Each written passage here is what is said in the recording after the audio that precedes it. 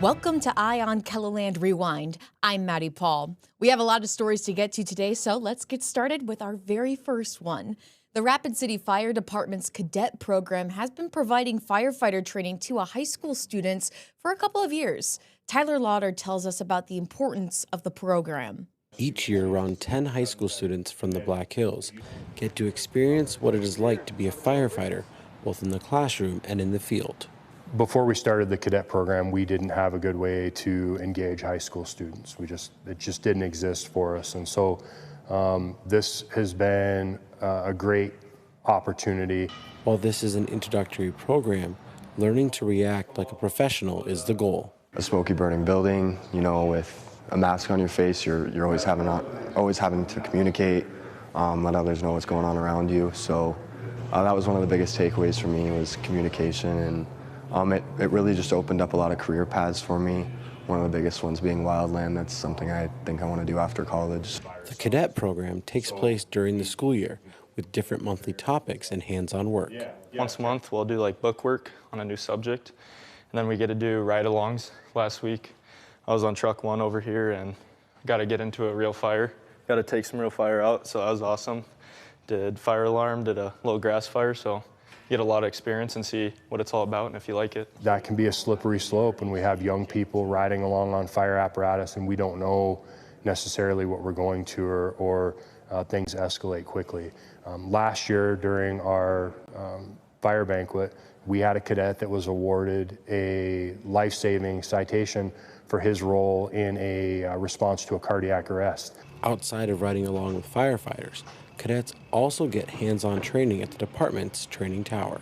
We'll go out to the training tower and we'll get to practice some of that stuff and work with our other guys in the program and work as a team. And just kind of important because everyone's kind of relying on you when an emergency comes, and that's your job.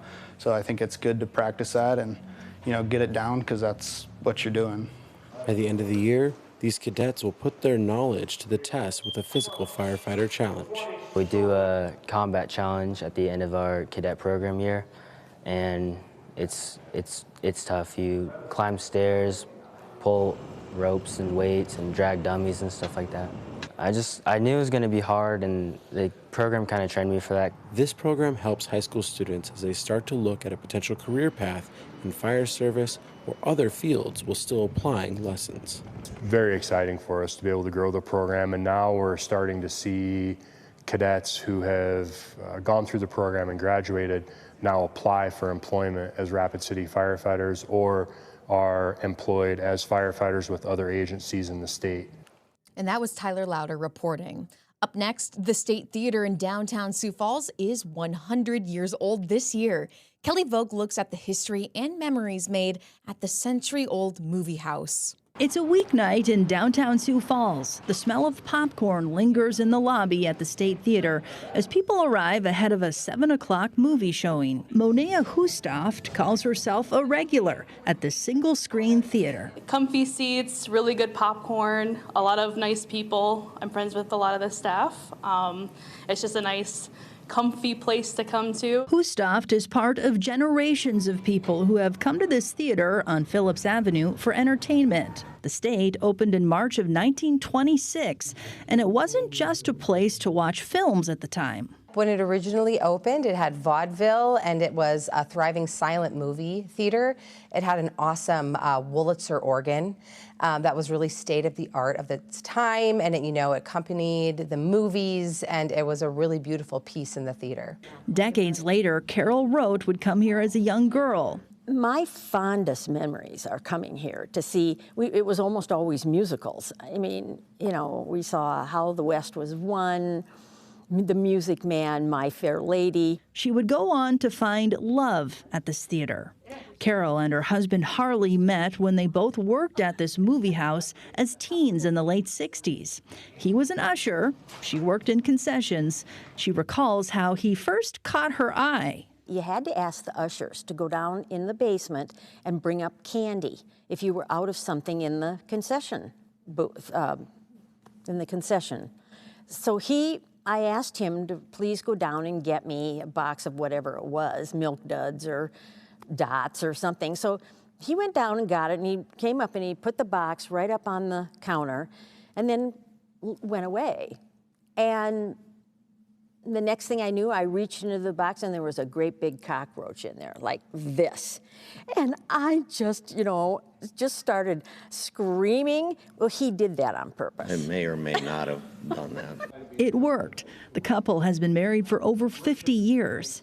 Dick Koch also started making memories at this theater as a boy in the 60s. Typically, my outing would involve Saturday with some friends, taking the bus downtown, hanging out at the Y, going to Hamburger Inn, and then coming here for the matinee. He recalls one movie experience that wasn't exactly what he expected. One time, I came to a special showing of an old Vincent Price movie called The Bat, and the ad in the Argus said a real bat would fly around the audience. So I begged my parents to let me go. We came to that movie, and it was ridiculous. It was a wire stretched across the ceiling, and they shoved a bat on the wire like a zip line. The movie screen at this cinema would eventually go dark. The State Theater closed in 1990. There was a lot of things that played a part in it.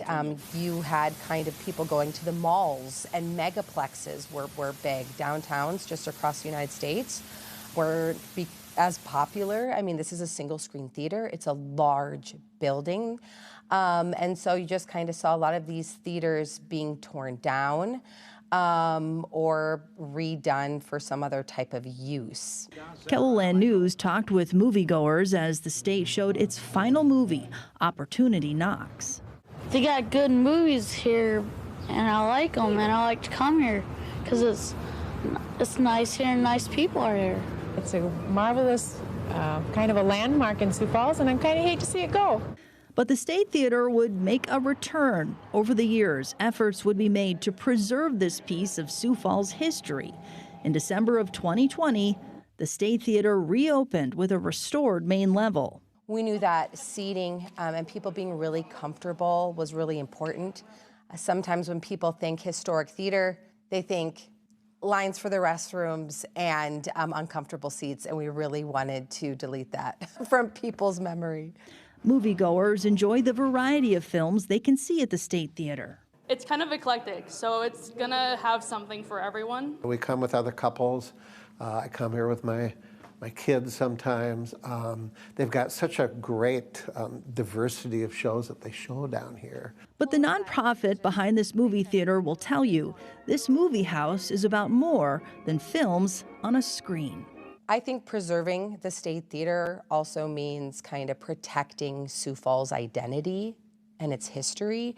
It's so much more than a movie theater. It means so much to people, whether their memories were made, 40 years ago or last night.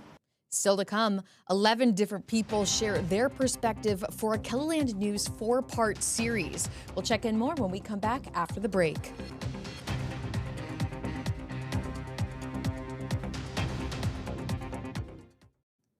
And welcome back to Eye on KELOLAND Rewind. Concerns with the living conditions in the Sunrise Apartments in Mission, South Dakota have the attention of residents, law enforcement, and the Rosebud Sioux tribe. Dan Santella talks to local officials and gets their thoughts on life at the apartment complex.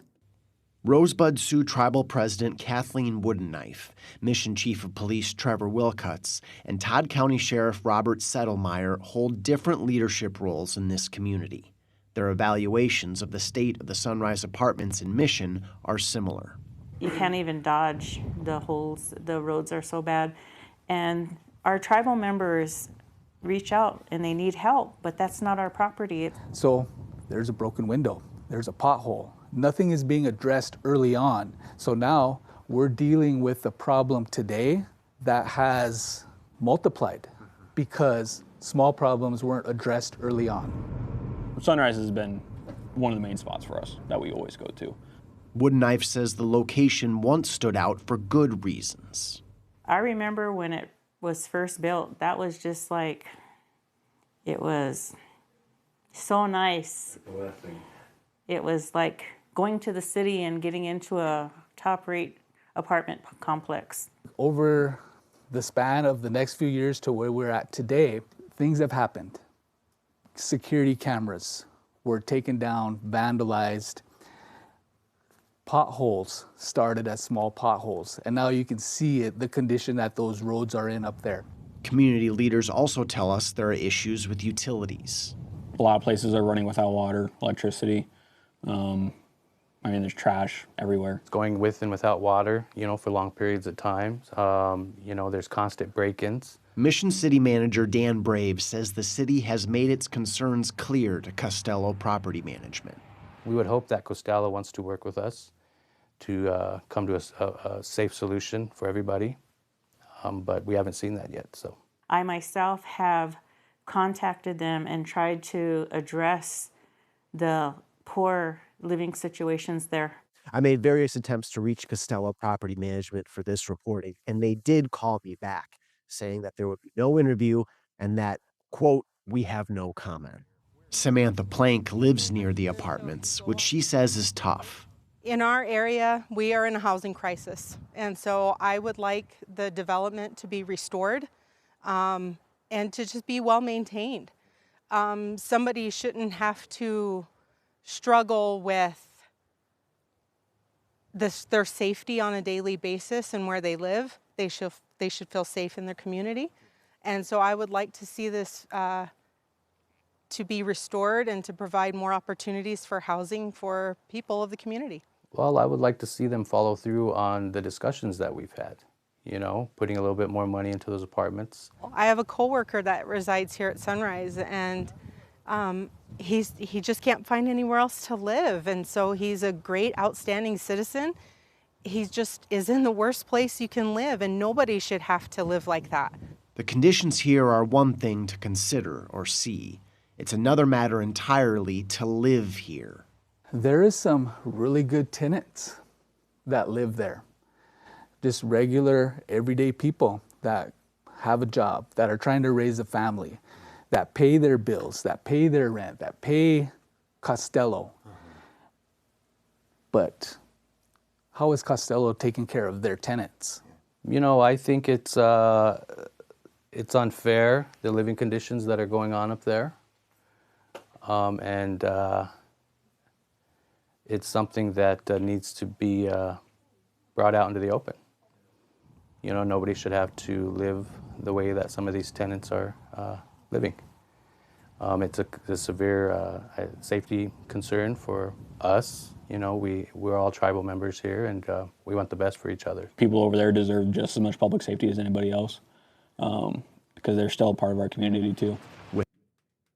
Continuing coverage of Shadow Over Sunrise coming up next after the quick break. The manager and the maintenance guy. Paula Witt knows the Sunrise Apartments well. I've lived here, like I said, 30 years here, 32 in Mission, and this is the worst it's been. Broken and boarded up windows as well as garbage are clearly visible during the day. Nighttime brings its own challenges. The last 3 years, our lights have been shut off, the building lights. So I'm afraid to go outside at night because you don't know who's out there. I have put up security lights myself, just front and back of my place. But those are the only ones on the end where I live. Well, I'm constantly checking my cameras. I put up my own personal security cameras outside my apartment, inside my apartment, my own personal spotlights, because there is no lights outside our buildings. We're not showing this woman's face or sharing her name because she fears consequences for publicly sharing her concerns. We'll call her Carol. I'm scared of retaliation or possibly getting evicted or people trying to get me in trouble with my job. She's not the only resident fearful of identifying herself. Well, I'm kind of leery of retaliation, like they'll evict me or they might make it harder to live there, I guess. Witt has similar concerns, but she takes a different approach to describing life here. Are you concerned talking to a journalist about this might lead to security problems or issues with your living situation? Yeah, I'm worried. I'm worried about retaliation on all points of it. But you're still talking to me. Yeah, because something needs to be done. I'm tired of living like this. And we shouldn't have to move. You know what I mean? This is my home. I've made it my home. raised $2 here. Yeah, they stole everything. Antonita Yellowboy also calls these apartments home, where problems are readily apparent to anyone driving or walking nearby. You know, we have broken out windows, we have a trash issue, and the winter time we have water issues. You know, sometimes we go without water for months, and it's basically like a lot of drugs and alcohol that come through here. Thankfully, the tribe and the community buildings have furnished us water when we didn't have it. The last 2 winters, I want to say we were without water for about 4 months. And that's, you're buying it yourself. The tribe communities are bringing it in. Sometimes problems are tougher to see from outside the complex. We have now trespassers in the vacant apartments that have never been renovated or any repairs done. The last 3 years, the water pipes have been freezing in the vacant apartments that are not boarded up. I don't know how much this place can be repaired. I mean, because the condition of it is, right now it's not livable. There's currently street people going and squatting in the empty apartments. Yeah. There's people going and cutting out all the pipes, so there's currently people without water due to them doing that. It's really bad. But other housing options may be tough to secure. It's overwhelming. It's a lot. Yeah. But it don't help with there not being much for housing around here either. I really have nowhere else to be, nowhere else to go. This is my home. Because it's hard to get housing here on the Rosebud Reservation. You know, there's a lot of people that need housing out here, and I would like it fixed up and be nice again. You know, be nice and livable. KELOLAND News reached out several times to Costello Property Management for this reporting. They did call back saying, quote, "We have no comment." What's sad about this whole deal is that we have numbers we can call. Maintenance, people higher up. And when we call, nothing gets done. Today's concerns for safety and well-being are part of this story. So too are residents' hopes for tomorrow.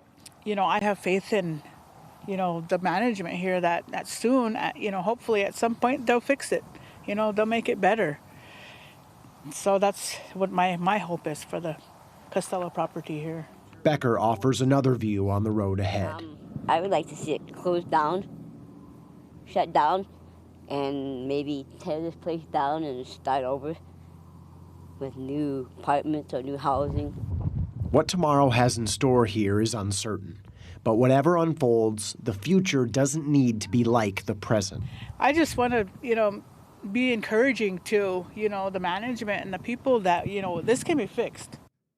This report was the 4th in our series titled Shadow Over Sunrise. The first 3 installments are posted on KELOLAND.com. You can go ahead and find these stories by scanning that QR code that you see on your screen right now to take you to the KELOLAND.com homepage. But still to come on Eye on KELOLAND Rewind, we are looking and finding out how the animals at the Sioux Falls Reptile Adventure Zoo are adjusting to the Midwest weather. We're going to explain more when we come back after the break. Stay with us.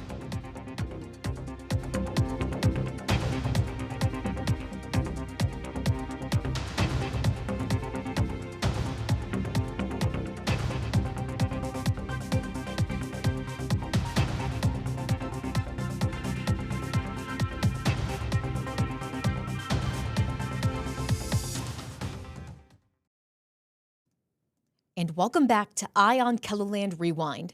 It's been 1 month since Sioux Falls' first zoo dedicated to reptiles opened its doors to the public. The Reptile Adventure Zoo on West Russell Street provides visitors with an up-close look at a captivating menagerie that includes snakes, alligators, and lizards. But the animals that usually thrive in a tropical environment need time to adjust to a South Dakota winter.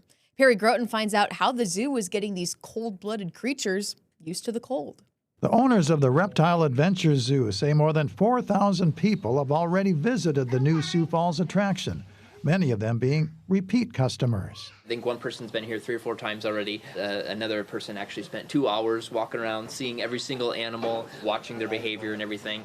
Visitors say they're impressed by what the new zoo has to offer. It kind of reminds me a bit of an aquarium just with how it's all laid out, but I mean, I think it's kind of better than an aquarium. It's absolutely stunning. It's beautiful. I love the lighting, the decoration, and I just kind of feel at home here. Stacy Anderson visited the zoo before the opening, but not to check out the displays.